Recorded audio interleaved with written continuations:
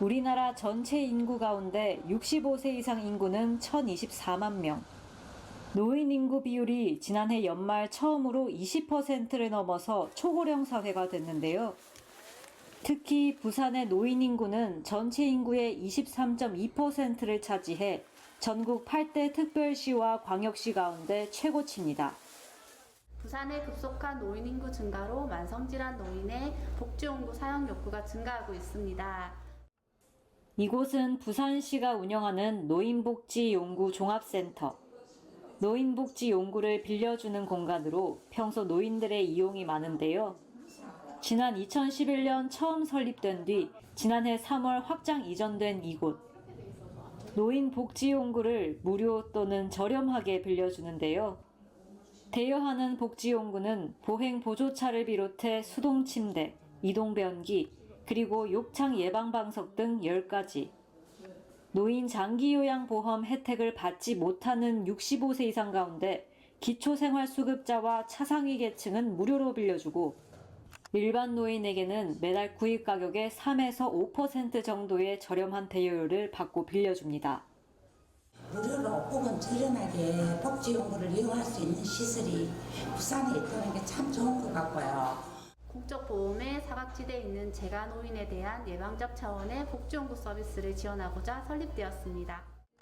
전화나 홈페이지로 상담을 신청하면 직원이 방문 상담을 한 뒤 대여 계약서를 쓰고 복지용구를 빌려주는데요. 어르신이 직접 이곳 센터에 방문해 상담한 뒤 빌려가기도 합니다. 바깥에서 쓰시는 거는 요 보행보조차, 그리고 실내에서 쓰는 건 요 보행차. 복지용구 대여를 신청하는 어르신은 한 달 평균 30-40명 정도. 지난해 한 해 동안 400여 명에 이를 정도로 이용률이 높습니다.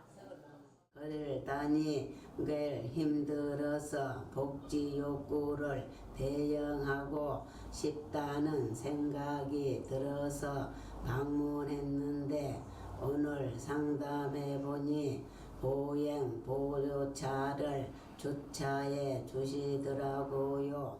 아침마다 일어나기 힘든 사람들은 전동 침대 대여해도 정말 좋을 것 같다는 생각이 들었습니다. 이곳 센터에는 노인복지용구 전시 체험장도 있는데요. 100여 가지에 이르는 다양한 복지용구를 둘러볼 수 있습니다.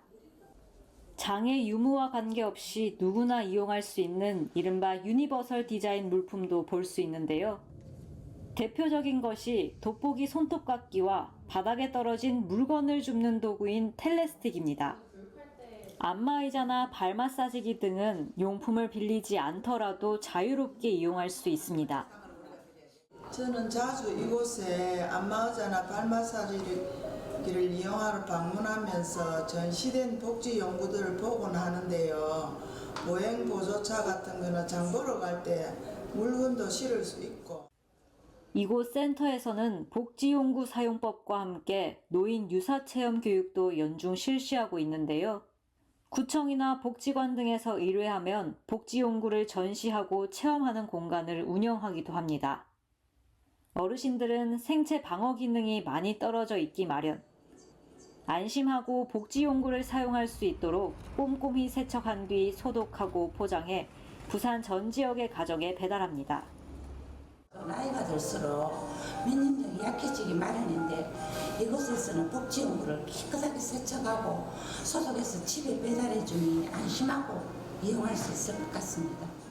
예방적 차원의 복지용구 서비스로 노인의 안전하고 자립적인 대가 생활을 지원하고 노인과 복지용구에 대한 인식 증진으로 부산 시민의 삶의 질 향상에 기여하고자 합니다. 우리나라 노인 빈곤율은 40%로 전 세계에서 가장 높은 수준. 복지용구 대여가 노인들의 생활 편의를 돕는 데 한몫하고 있습니다. 이제 우리나라도 초고령 사회로 진입했는데요. 100세 시대를 맞아 어르신들의 편안한 생활을 돕는 노인복지용구 대여 공간이 더 확대되길 기대해 봅니다. 국민리포트 박은강입니다. 수원에 있는 국립농업박물관. 기후위기 속에 내일의 농업을 주제로 한 체험 공간을 지난달 새롭게 선보였습니다. 농업과 관련한 첨단 기술을 체험해 볼 수 있는 공간입니다.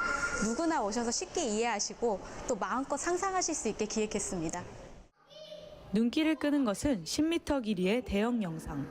폭우와 극심한 가뭄 등 다양한 자연현상을 보여주는데요. 급격한 기후변화를 체감할 수 있습니다. 더욱 심각한 세계 기후 변화로 위기가 왔다는 걸 느끼게 되었습니다. 농업의 미래는 어떤 모습일까요? 최근 이곳이 디지털 체험형 공간으로 탈바꿈하면서 그 궁금증을 풀어주고 있습니다.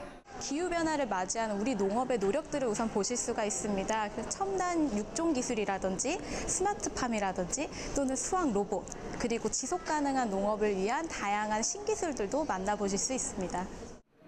이곳은 나만의 종자를 만들어보는 체험 공간, 키오스크를 조작하면 되는데요. 얘를 눌러야 됐다.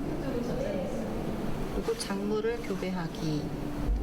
고른 작물끼리 교배를 위해 꽃가루를 옮겨주세요. 아이와 어른 누구나 쉽고 재밌게 클릭 몇 번으로 만들어 볼 수 있는 나만의 종자. 작물 채취부터 채취한 작물의 DNA 추출과 분석, 그리고 원하는 작물 교배와 종자의 이름까지 정할 수 있습니다. 승기야 저기 나오네. 승기병. 여기도 나온다. 여기 있었는데 여기도 나왔네. 제가 원하는 대로 재배할 수 있어서 좋았고 또 제가 원하는 대로 재배하니까 또 멋지고 새롭게 느껴졌어요. 농업 로봇과 만나보는 체험 공간. 잘 익은 토마토를 수확하는 로봇인데요. 로봇은 팔에 달린 카메라로 자신의 앞에 있는 토마토 또는 사람을 인식합니다. 로봇이 사람을 인식하면 모니터의 관람객 수가 늘어나고 반대로 토마토를 인식하면 토마토 수가 늘어납니다. 농업 로봇의 인지 능력이 뛰어난 사실을 직접 알 수 있습니다. 편리한 점도 있지만 저희가 시골길을 지날 때 농부님들이 작물을 수확하는 모습이나 과실을 따는 모습이 점점 그런 모습을 보는 게 사라질까 봐 그게 조금 아쉽습니다. 이곳은 스마트팜 체험 공간. 화면에 있는 버튼을 누르면 직접 논밭에 가지 않아도 작물을 재배할 수 있습니다. 컴퓨터나 스마트폰 같은 ICT, 즉 정보통신 기술을 활용한 농사기법인데요. 남극에서는 해수를 사용할 수 있도록 담수화 작업을 통해 부족한 물을 채워주고 난방을 틀거나 보강 등을 켤 수 있습니다. 여기는 남극이잖아. 햇빛이 없으니까 이렇게 비닐하우스가 쳐가지고 약간 보광형의 햇빛이야. 조명을 높인 다음에 남극에서 어떻게 식물을 키우는지 궁금했는데 키우는 것도 하고 알게 돼서 너무 기뻐요. 또 사막에서는 대기 중 부족한 수분을 측정한 뒤 포집해주고 우주의 온실에서는 이산화탄소를 분사해준다는 사실도 알게 됩니다. 여러분 혹시 타고난 닭 돼지를 기를 때 반드시 마주할 수밖에 없는 문제가 뭔지 알고 계시나요? 그게 똥이나 오줌 아닐까요? 악취가 그렇다 쳐도 처리가 어렵고 환경오염도 심하다고 들었습니다. 이곳은 지속가능한 농업을 위한 노력의 결과물을 볼 수 있는 공간.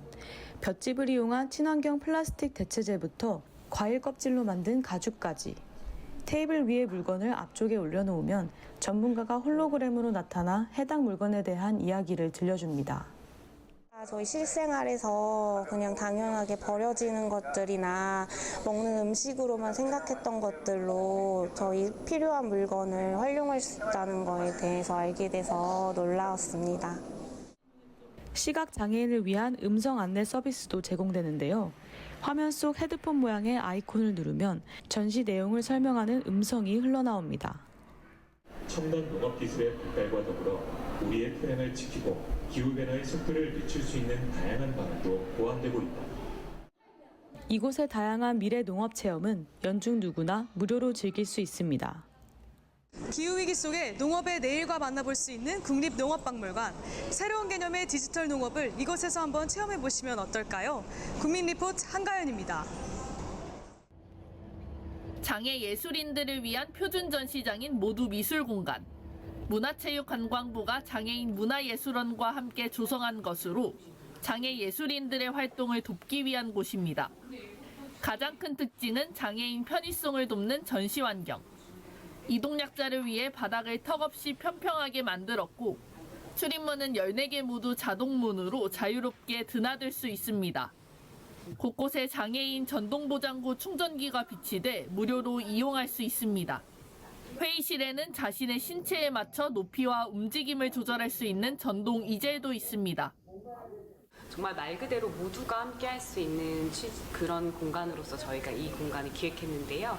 아무래도 장애 예술인들이 예술할 수 있는 또 창작을 펼칠 수 있는 것이 가장 큰 목적이고, 특별한 전시장 개관 기념전이 열렸는데요. 장애를 가진 작가 4명과 비장애 작가 2명의 작품을 만나볼 수 있습니다. 특이한 것은 시각 장애인을 배려했다는 점. 전시 정보를 소개한 점자 리플릿을 마련했고 점자 해설도 곁들입니다. 또 청각 장애인을 위한 수어 해설 영상과 함께 생맹이 있는 사람을 위해 색약 보정 안경도 제공됩니다. 휠체어를 탄 관람객의 눈높이에 맞춰 전시 작품은 기존 전시장보다 낮은 위치에 배치됐습니다.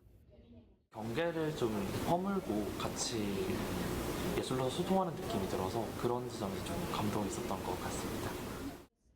장애인 작가가 토막난 나무와 돌, 깨진 석고 등으로 만든 작품. 관람객 참여형 작품인데요. 제가 한번 이 석고볼을 굴려보겠습니다.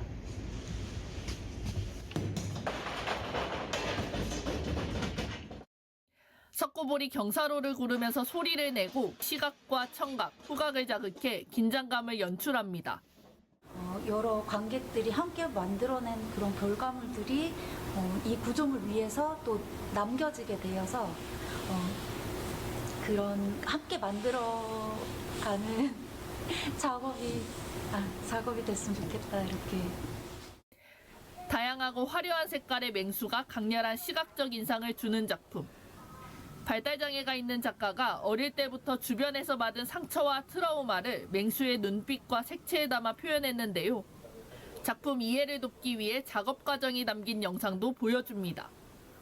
사실 예술이라는 그 큰 타이틀 안에서는 장애랑 비장애가 구분이 크게 되게 의미가 없다고 느꼈고요. 오히려 그분들의 작품이 색다른 관점에서 바라볼 수 있다는 점에서 의미가 있었던 것 같습니다. 모두 미술공간이 중구 장애인복지관과 협업해 제작한 센터폰트. 발달장애인이 만든 한글 서체입니다. 그 센터폰트란 이름은 이제 중구라서 중앙이라는 뜻이 있고 이제 중구청에서 다운을 받으실 수 있으시고 실제로도 사용하실 수 있는 폰트로 제작되었습니다. 어둠 속에서 영상이 재생되는 작품도 있는데요. 비장애인인 작곡가와 장애 무용가가 협업해 만든 작품으로 보청기를 사용하는 무용가가 작곡에 대한 해석을 추상적인 퍼포먼스로 표현한 영상 설치 작품입니다. 비장애인이 만든 작품 감각의 벽이 눈길을 끄는데요. 시각장애 특수학교에서 사용됐던 교과서인 하얀 점자책 330권을 벽면에 설치했는데요. 점자책에 담고 싶은 언어를 작품 앞에 비치된 컴퓨터에 입력하면 점자로 변환되는 관객 참여형 작품입니다. 무료 관람할 수 있는 이곳의 개관기념 전시는 오는 2월 초까지 계속됩니다. 장애와 비장애의 경계를 허물어 세상과 소통하도록 돕는 모두 미술 공간. 모든 사람들이 예술의 가치를 함께 나누는데 한몫 톡톡히 할 것으로 보입니다. 국민리포트 황지윤입니다.